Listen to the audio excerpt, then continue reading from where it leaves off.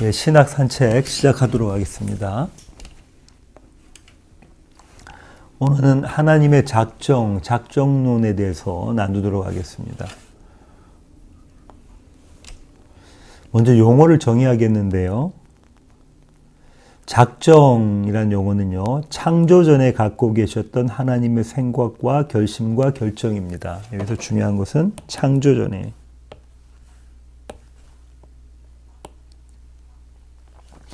이 땅이 만들어지기도 전에 하나님께서는 생각을 갖고 계시고요. 결심과 결정, 계획을 갖고 계셨다는 것이죠. 하나님의 뜻대로 이루실 그 계획을 갖고 계신 겁니다. 섭리는요, 역사 속에서 자신의 신적 목적을, 하나님의 목적을 성취하기 위하여 창조된 세계에 대한 하나님의 돌봄과 간섭. 섭리라는 것은 하나님께서 하나님의 작정을 펼치시고자 천지 만물을 창조하셨죠. 이 역사를 창조하셨습니다. 그 창조된 세계를 그대로 내버려 두지 않으시고 하나님께서는 창조된 세계를 돌보시고 간섭하시고 개입하시고 당신의 작정을 이루어 가시는 것을 섭리라고 이야기합니다. 예정은요, 도덕적 행위자들의 영원한 상태를 결정짓는 하나님의 주권적 계획. 이거는 구원과 관련되어 있죠. 섭리라는 것은 창조와 관련되어 있고요. 예정이라는 것은 구원과 관련되어져 있습니다. 사실상 이 작정이란 단어와 섭리라는 것, 그리고 예정이라는 이 모든 교리들은요, 일맥상통합니다. 하나님이 창세전에 갖고 계셨던 것이죠. 작정뿐만 아니라 섭리와 예정도 이 작정 안에 포함되어져 있는 거죠. 그렇습니다.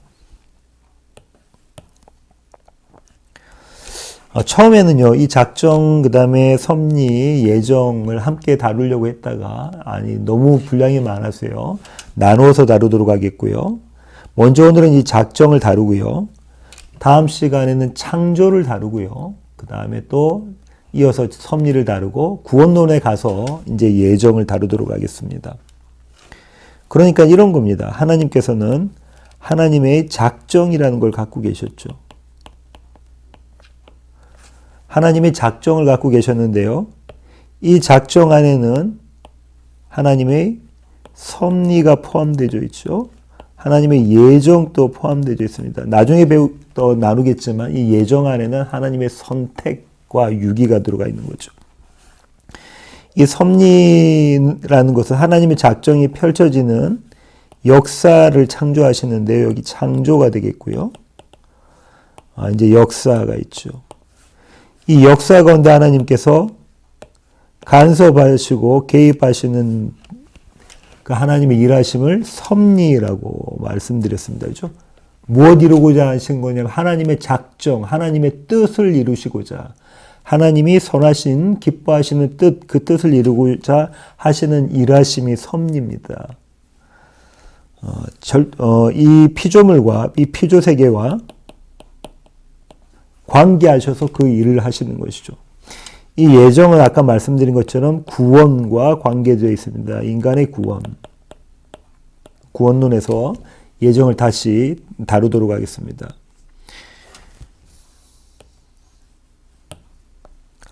오늘 하나님의 작정인데요. 말튼 로이드 존스 목사님이 이렇게 말씀하셨습니다. 하나님의 작정은 영원전부터 시작되었다. 모든 종류의 일과 사건들을 포괄하여 결정하셨다. 무조건적이고 주권적이며 유효적이다. 그분의 속성과 일치한다. 한 개 한 개 자세히 살펴보도록 하겠습니다. 영원전부터 그의 피조물에 대한 변치 않는 계획을 갖고 계셨다. 하나님 그러셨다는 겁니다. 영원전부터 그의 피조물에 대한이라는 것은 관계를 이야기하고 있습니다. 그렇죠? 하나님과 피조물에 대한, 창조주와 피조물에 대한 관계가 있었다는 것이고요. 변치 않은, 불변하는 계획, 그죠? 변하지 않는, 하나님의 불변하시는 계획을 갖고 계셨어요. 언제부터요? 영원부터. 계획을 갖고 계셨죠? 우리는 이 하나님의 작정이 있었다는 것을 어떻게 알 수 있냐면요. 성경에 어떤 단어들이 자주 등장하냐면, 창세전에라는 단어와 때가 참에라는 단어가 매우 자주 등장합니다. 이 얘기는 하나님이 작정을 표현하는 구절이죠. 그런 구입니다. 장세전에 때가 참에. 하나님의 작정은 영원전부터, 창세전부터 갖고 계셨고, 그 작정을 이루시기 위해서 이 피조세계를 창조하셨고요. 인간을 포함한 피조세계를 창조하셨고, 그 작정이 하나님이 원하셨던 그 작정이 이루시기 위해서 섭리를 하고 계시고요. 그죠? 또 한 가지 중요한 것은 이 계획을 갖고 계셨다는 것은 무엇 이루고자 하시는 거냐면 이 성취를 목적으로 하는 거죠. 성취를 목적으로 하는 겁니다. 우리는 여기서 하나님의 불변성과 피조물과 관계하시는 관계성과 또 하나님의 영원에 대해서, 하나님의 속성들에 대해서 이 하나님의 작정으로부터 알 수가 있습니다. 로이드 존스 목사님이 말씀하셨던 두 번째 하나님의 작정에 대한 특성은요, 하나님의 계획은 모든 종류의 일과 사건들을 포괄하여 결정한다는 거예요. 여기 포괄성이라는 중요한 단어가 나오는데요. 예. 포괄하여 결정하신다는 겁니다. 모든 종류의 일과 사건들. 이 얘기는 무슨 말이냐면요. 우연이라는 것은, 이 세상에서 우연이라는 것은 존재하지 않는다라는 거예요. 우연이라는 것은 존재하지 않는다. 다시 말하면요. 하나님께서도 모르시고 계시는 일, 하나님이 계획하고 있지 않으시는 일, 이런 일들은 이 세상에 존재하지 않는다는 겁니다. 우연히 존재한다고 생각하는 신학자들도 있죠. 아니다. 우연히 존재한다.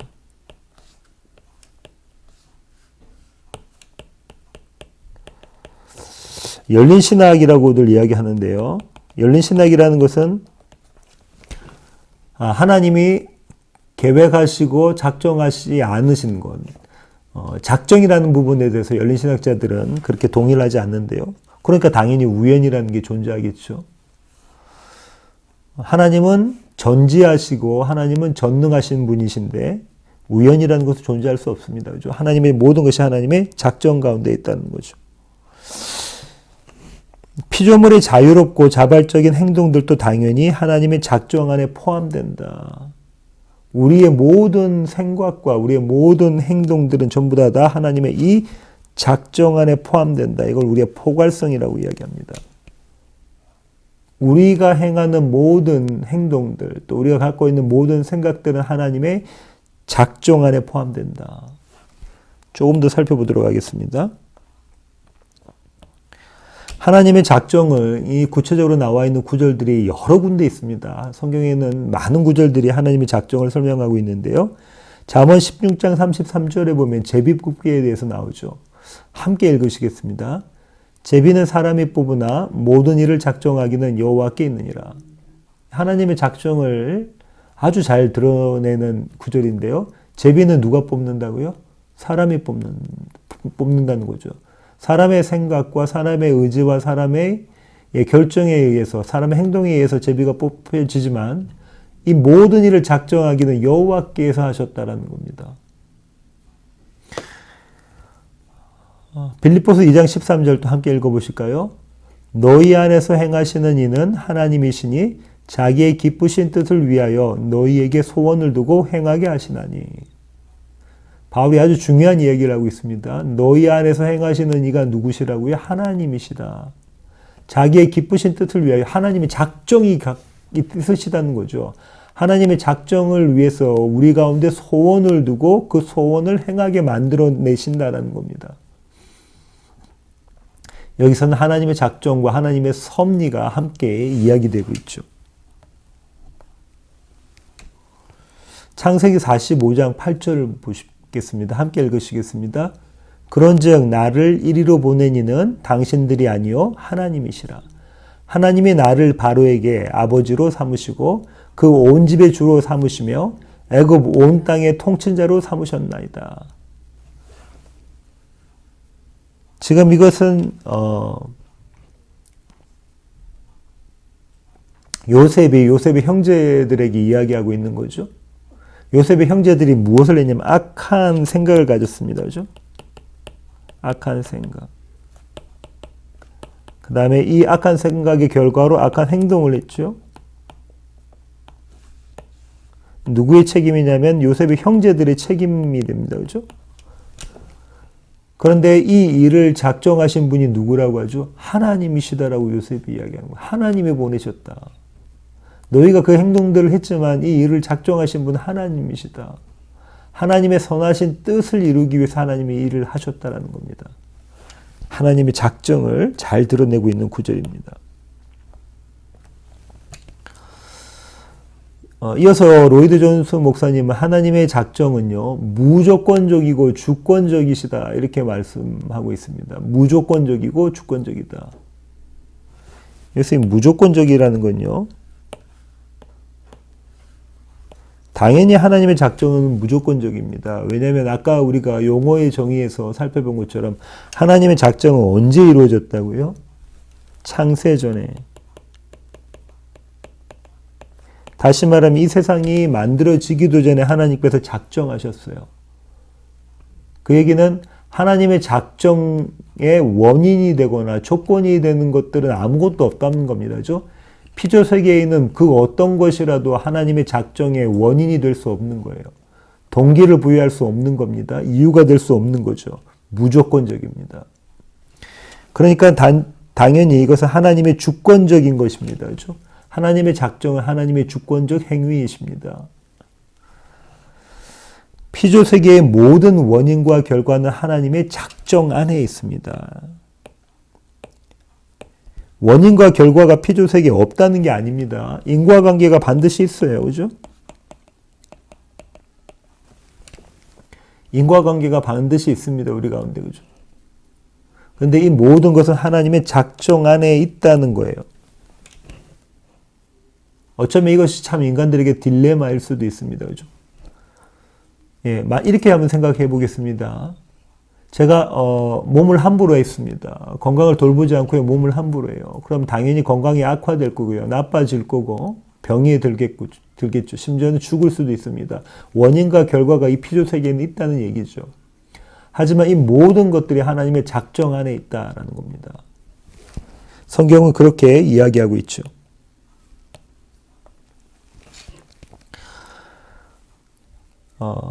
그리고 하나님의 작정은 유효적이다라고 했는데 효과가 있다는 겁니다. 그죠? 유효적이라는 것은 효과가 있다라는 얘기죠. 하나님은 어떤 분이신가? 하나님은 전능하신 분입니다. 그죠? 그 얘기는 무슨 말이냐면 하나님의 작정을 성취하실 수 있는 능력을 갖고 계신다라는 겁니다. 전능이니까죠. 하나님의 작정은 반드시 성취된다, 완성이 된다라는 얘기죠. 그 얘기는 하나님은 실패가 없으시다는 이야기입니다. 하나님은 실패가 없으시다. 하나님은 작정을 결코 실패하지 않으신다라는 겁니다. 하나님은 반드시 당신의 뜻을 이루어내신다라는 거죠.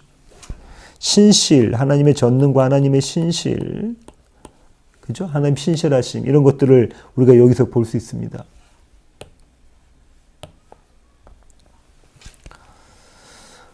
역시 로이드 존스 목사님은요, 하나님의 작정은 그분의 속성과 일치한다, 이렇게 이야기하시네요.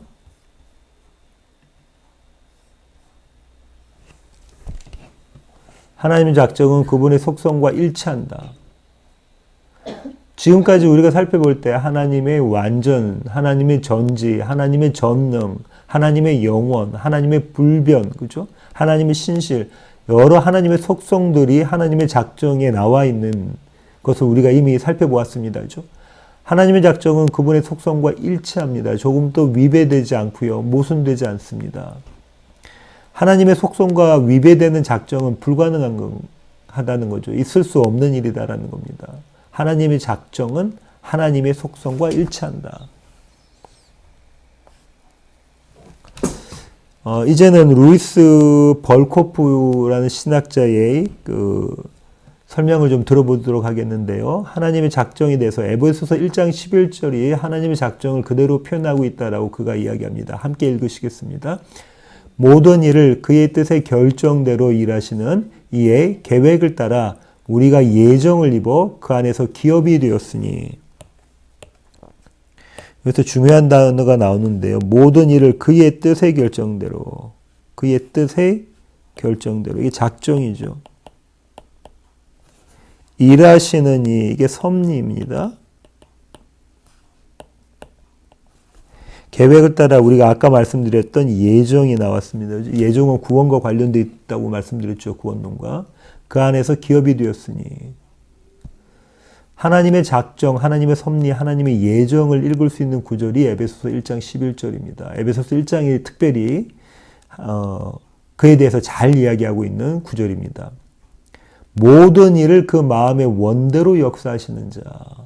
그 마음의 원함대로. 이거 하나님의 작정대로입니다. 하나님의 작정대로.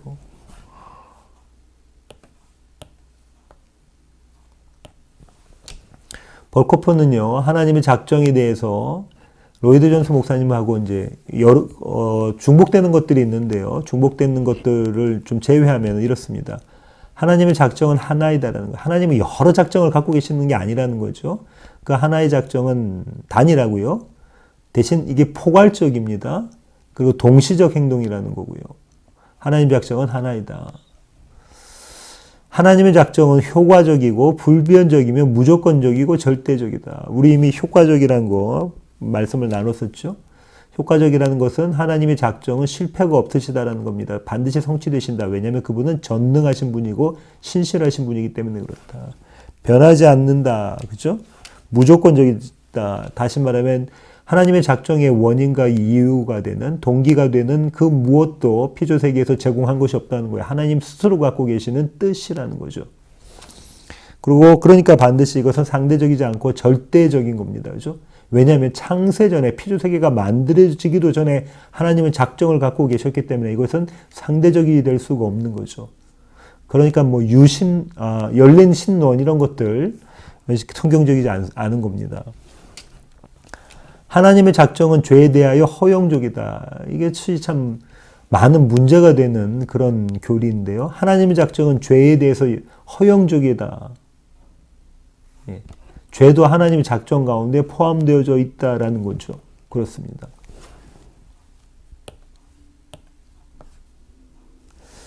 지금까지 저희는요, 우리는 작정 교리에 대해서 살펴보았습니다.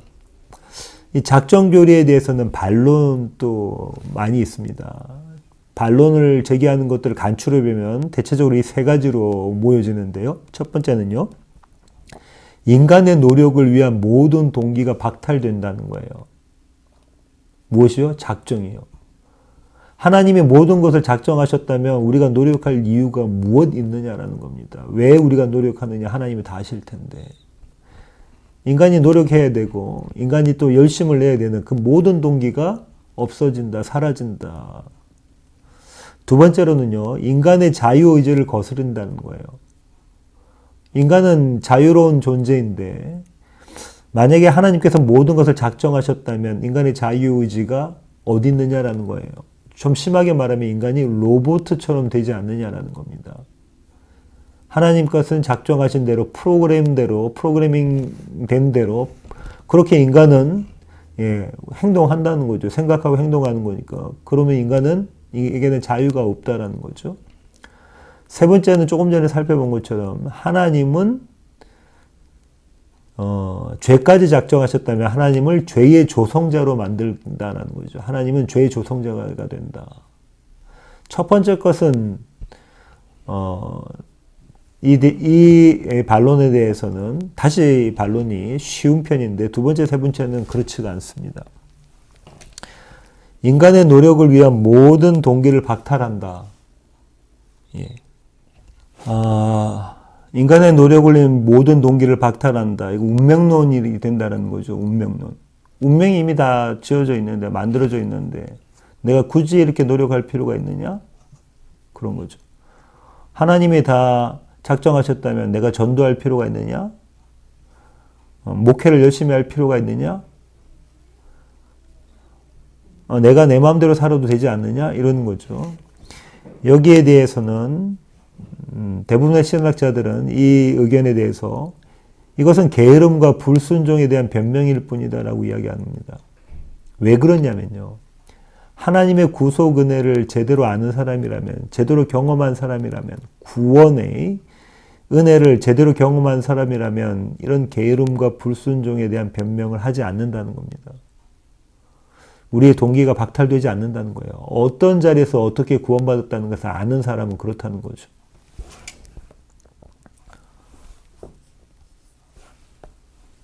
두 번째로는요, 인간의 자유의지를 거스른다. 인간의 자유의지를 거스른다라고 되어져 있죠. 스테븐 찬록이라는 신학자는 이렇게 이야기를 했는데요. 우리의 자유를 옹호하고자 하나님의 완전하심을 부인하겠는가? 두 가지 명제가 있다는 거죠. 인간의 자유의지와 인간의 자유라는 것과 하나님의 완전하심.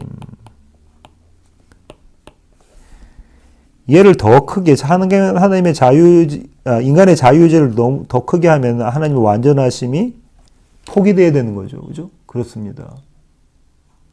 인간의 자유를 옹호하기 위해서 하나님의 완전하심을 부인하겠는가? 그럴 수 없다는 얘기죠. 웨인그루뎀이라는 신학자는 이렇게 유비를 했는데요. 인간의 자유의지와 하나님의 이 작정이라는 것은 이런 관계가 있다는 겁니다. 마치 극작가와 등장인물의 관계라는 거예요. 극작가가 있죠. 극작가는 다 이렇게 대본을 이렇게 써서 어떤 스토리로 어떻게 전개될 건지, 내용들이 어떻게 전개될 건지 이미 완성해 놓은 상태에 있습니다. 그런데 등장인물들은 그 극작가에 따라서, 소설 같으면 소설 안에서 펼쳐지거나 아니면 연극 같으면 연극에서, 드라마 같으면 드라마나 영화에서는 그 가운데서 펼쳐지죠. 각각의 일들을 행동을 하는 거죠. 그 삶을 살아가는 겁니다. 이런 유비로 이야기할 수 있습니다. 딱 맞아 떨어지는 유비는 아니지만 그래도 가장 많이 사용하는 유비 중에 하나입니다.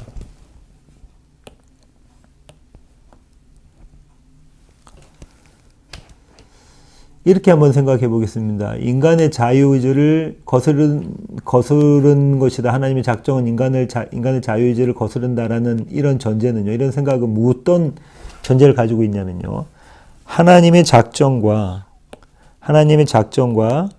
인간의 자유의지, 인간의 자유는 양립할 수 없다고 보는 거예요. 이건 동시에 같이 있을 수 없다라고 보는 겁니다. 그러니까는 둘 중에 한 개를 포기해야 되는 거죠. 그런데 우리가 앞서 살펴본 것처럼 삼위일체도 그렇고요. 이후로 살펴볼 기독론도 그렇고요. 우리 인간의 지혜와 지식으로 이해할 수 없는 신비거든요. 하나님의 작정과 인간의 자유도 양립할 수 있는 것입니다. 양립할 수 없다라는 것은 인간의 지혜로 생각하는 부분이고요. 성경은 이 두 부분을 다 이야기하고 있기 때문에 이것은 양립할 수 있다라는 거죠.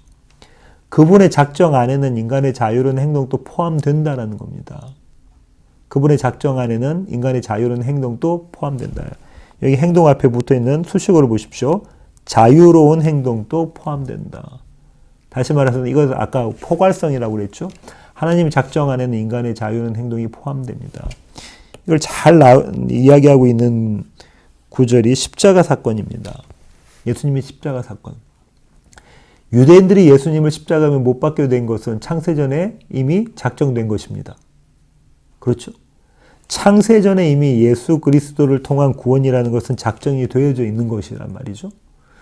그들은 예수님을 십자가에 못 박게 될 것이라고 작정되어져 있었습니다. 그럼에도 불구하고 그들의 사악한 행위는 완전히 그들의 자유로운 결정에 의한 것입니다. 누가 막 시킨 것이 아니라는 거예요. 억압에 의해서 그렇게 했다는 것이 아니에요. 그들의 자유로운 의지로 예수 그리스도를 심판하고, 나사렛 예수를 심판하고 십자가에 못 박았습니다. 그죠? 그러니까 그들의 결정에 의해서 예수님을 십자가에 못 박았으니까 그들은 당연히 이 범죄에 대한 책임이 그들에게 있는 겁니다. 이 십자가 사건, 이것 말고도 숱하게 많은데요. 대표적인 사건이 이 십자가 사건이 하나님의 작정과 인간의 자유의지의 양립성을 보여주고 있는 대표적인 사건이라고 볼 수 있습니다. 이런 것입니다.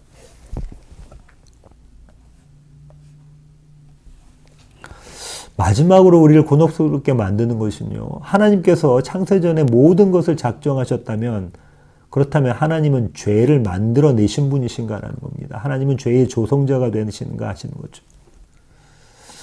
하나님의 작정 안에는 죄의 허용이 포함되어져 있습니다. 신적인 선하신 기뻐하심을 위해 죄를 허용하신 것이고 죄를 의도하신 것이 아니다라고 대부분의 신학자들이 이야기를 합니다. 나중에는 여기서 예정에서 타락 전 예정, 타락 후 예정 이런 것까지 나오는데 그때 구원론에서 좀 더 이 부분에 대해서 깊이 살펴볼 텐데요.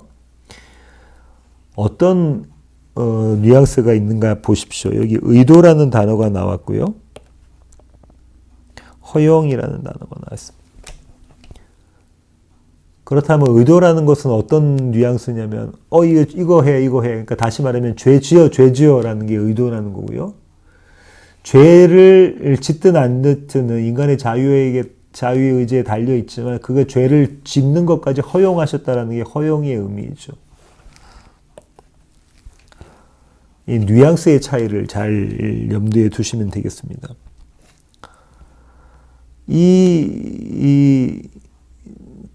하나님께서는 이 죄까지도 하나님의 작정 가운데 두셨다는 거예요. 중요한 것은.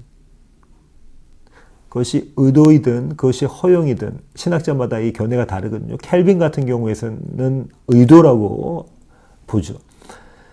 이것이 의도이든 허용이든 하나님 작정 가운데 있다는 겁니다.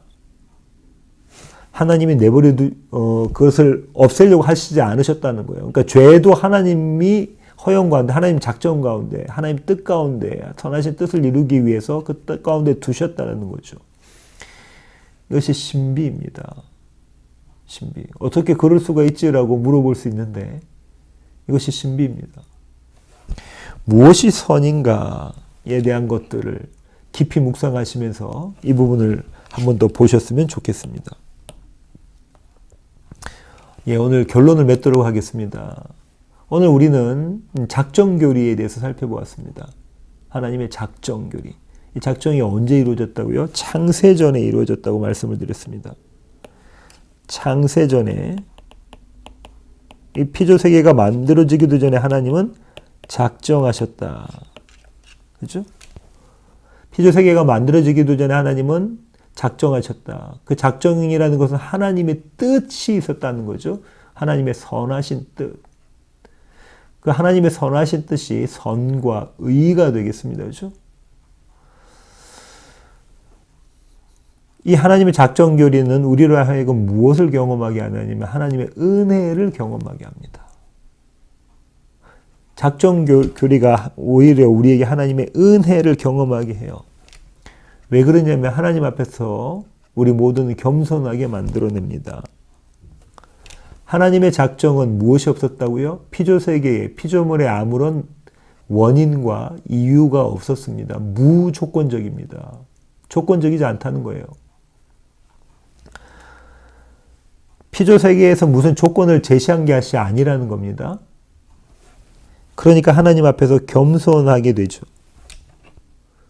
우리가 어떤 것도 하나님께 조건으로 제시하지 않았어요. 하나님의 작정에 대해서. 그러니까 우리는 하나님 앞에 겸손할 수밖에 없습니다. 또 한 가지는요. 우리는 하나님 앞에서 이 하나님의 작정교리 때문에 우리는 하나님을 신뢰하게 됩니다. 믿게 되죠. 왜죠? 우리는 오늘 하루도 12번도 더 변덕스럽게 바뀌지 않았습니까? 아침 저녁이 다릅니다. 그죠? 늘 우리는 우리를 신뢰하지 못해요. 만약에 이 세계가 돌아가는 것, 그리고 우리의 구원이 하나님의 작정과 하나님의 예정, 섭리와 예정에 따른 것이 아니라면, 우리의 어떠함에 따른 것이라면, 단 1%라도 우리에게 원인이 있다면, 그 하나님의 작정과 섭리와 또 예정과 구원은 흔들리게 되어져 있습니다. 그렇지 않습니까? 저와 여러분 늘 그렇지 않습니까? 마냥 좋지 않잖아요. 남편과 아내 사이도 마냥 좋지 않습니다. 그죠? 하나님의 작정이 우리에게 원인이 없기 때문에 오히려 우리는 하나님을 신뢰할 수가 있습니다. 신실하신 하나님, 전능하신 하나님, 전지하신 하나님, 완전하신 하나님, 영원하신 하나님, 그 하나님을 우리는 신뢰할 수가 있는 겁니다. 믿을 수가 있는 거죠. 이 믿음을 바탕으로 우리는 소망을 갖게 됩니다. 반드시 하시겠다 하시는 일들이 우리의 삶 가운데 펼쳐질 것이며 마지막 때 주님이 재림하실 때 이 세상을 완성하시는 그 자리에서 하나님의 작정이 온전히 이루어지실 것, 그것을 우리는 소망하게 되어져 있죠. 이 소망은 믿음으로부터 나오는데요. 하나님에 대한, 작정하신 하나님에 대한 신뢰로부터 나오게 되어져 있습니다. 그러니까 이 하나님의 작정결의는 우리를 하나님 앞에 엎드리게 만들고 겸손하게 만들고 주님을 신뢰하게 만듭니다. 그분을 믿고 또 하나님께서 이루실 모든 일들에 대해서 소망을 갖게 만들어내시죠. 이것이 창세전 하나님께서 작정하신 그 작정이 우리에게 주시는 은혜입니다. 이 은혜로 오늘 하루를 살아가시는 시애틀 예수한교회 모든 교회 가족 되기를 원합니다. 기도하시겠습니다. 주님, 그렇습니다. 하나님은 창세전에 모든 것을 작정하셨습니다. 그 안에서 이 세상의 창조와 이 세상을 이끌어 가심과 예수 그리스도를 통해서 마침내 우리를 구원하실 것을 작정하셨습니다. 하나님, 이 작정이 우리에게 조건이 있지 않고 오직 하나님의 작정하심에 그 안에 있음이 하나님, 이것이 은혜입니다. 이것을 통해서 우리가 하나님 앞에 부복하고 엎드릴 수 있게 되고 하나님 앞에 겸손한 모습으로 하나님을 신뢰하게 되고 그 신뢰를 바탕으로 하나님을 소망하는, 하나님께서 이루실 일들을 소망하는 자리에 서게 됩니다. 늘 하나님의 작정 가운데 있는 우리의 모두의 삶이라는 것을 깨닫게 하시고 한 분 하나님을 바라보게 하시고 하나님께 모든 영광과 노래를 올려드리는 시애틀 예수한교회 모든 교회 가족 되게 하여 주시옵소서. 귀하신 예수님의 이름으로 기도합니다. 아멘.